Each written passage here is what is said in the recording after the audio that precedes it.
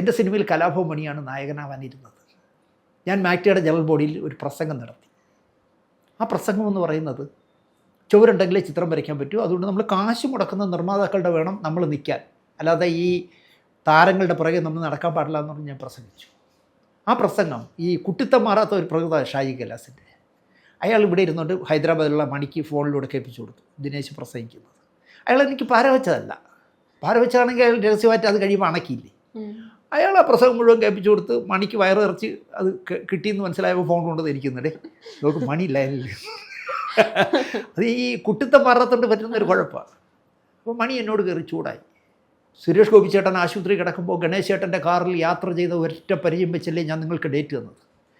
നിങ്ങൾ പറയുന്നു താരങ്ങളെ ബഹുമാനിക്കാൻ പാടില്ല. ഞാൻ പറഞ്ഞു ബഹുമാനിക്കാൻ പാടില്ല എന്നല്ല, താരങ്ങളല്ല മലയാള സിനിമയിലെ താരങ്ങളെന്ന് പറഞ്ഞാൽ റോഡിൽ സർക്കസ് നടത്തുന്ന ആളുകൾ കൊണ്ട് നടക്കുന്ന കുരങ്ങൻ്റെ റോളേ ഉള്ളൂ എന്ന് ഞാൻ ഓർത്ത് നോക്കി പറഞ്ഞു. അതെന്താണെന്ന് ചോദിച്ചു. ഞാൻ പറഞ്ഞു ഇരടാ കൊച്ചുരാമ എന്ന് പറയുമ്പോൾ ഇരിക്കുകയും കിടടാ കൊച്ചുരാമ എന്ന് പറയുമ്പോൾ കിടക്കുകയും കരയടാ കൊച്ചുരാമ എന്ന് പറയുമ്പോൾ കരയും ചെയ്യുന്ന അത്രയും റോളേ നിങ്ങൾക്കുള്ളൂ. ഞങ്ങളാണ് നിങ്ങളെ കൊണ്ടാക്കണേ. നല്ല നിർമ്മാതാക്കളും നല്ല സംവിധായകരും വിചാരിച്ചാലേ താരങ്ങളുണ്ടാവും.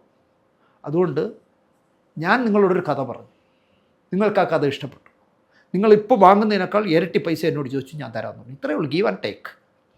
അതുകൊണ്ട് മണി ഞാൻ എന്ത് പ്രസംഗിക്കണം ഞാൻ എന്ത് പ്രസംഗിക്കേണ്ടതെന്ന് നീ തീരുമാനിക്കേണ്ട. അപ്പോൾ അയാൾക്ക് മനസ്സിലായി ഇതുവരെ അയാൾ പരിചയപ്പെട്ട സിനിമാക്കാരനല്ല അവനെന്ന്. ഞാനൊന്നും ആയിട്ടില്ല ജീവിതത്തിൽ. അവൻ എന്നോട് പറഞ്ഞു നാളെ വൈകുന്നേരം ഞാൻ ചാലക്കുടിയിലെത്തും, നാളെ വൈകുന്നേരം എന്നെ വിളിക്കൂ. ശരി എന്ന് പറഞ്ഞ് ഫോൺ വെച്ചു. ഞാൻ രാത്രി കിടന്ന് ആലോചിച്ചു. ഞാൻ നാളെ വൈകിട്ട് വിളിക്കുമ്പോൾ സിനിമാക്കാർ രണ്ട് രീതിയിലാണ് നമ്മളെ ഒഴിവാക്കാറ്. ഒന്ന്, ഈ കഥ പോലെ ഒരു കഥ ഞാൻ പണ്ട് ചെയ്തിട്ടുണ്ട് എന്ന് പറയും. എന്നോട് ശ്രീനിവാസ് അങ്ങനെ പറഞ്ഞിട്ടുണ്ട്.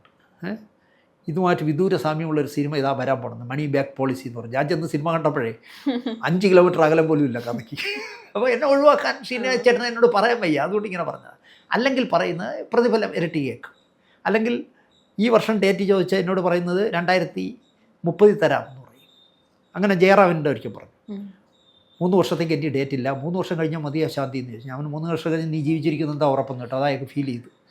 ശാന്തി സൂക്ഷിച്ച് സംസാരിക്കും. ഞാൻ സോറി, ഞാൻ ജീവിച്ചിരിക്കുന്നത് എന്താ ഉറപ്പ്. 3 വർഷം കഴിഞ്ഞ് ദിനേശ് ജീവിച്ചിരുന്നാലേ ഈ സിനിമ ചെയ്യാൻ പറ്റും. ഞാൻ പറഞ്ഞു അതൊന്നും വേണ്ട ജയറാമേ, അതൊക്കെ കൈ വെച്ചറിയാൻ പറഞ്ഞു. ഞാൻ ഇതൊക്കെ ഒരുപാട് കണ്ടാണെന്ന് പറഞ്ഞു. ഞാൻ അന്ന് അവസാനിപ്പിച്ചു, ജയറാമായിട്ടുള്ള ബന്ധം അവസാനിപ്പിച്ച്. അപ്പോൾ ഈ മണിയെ ഞാൻ രാത്രി ഇങ്ങനെ ആലോചിച്ചൊരു തീരുമാനം, ഉറങ്ങുന്നതിന് മുമ്പ് ഒരു തീരുമാനം എടുത്തു. ഈ മണിയെ വെച്ച് ഇനി ഈ സിനിമ ചെയ്യില്ല.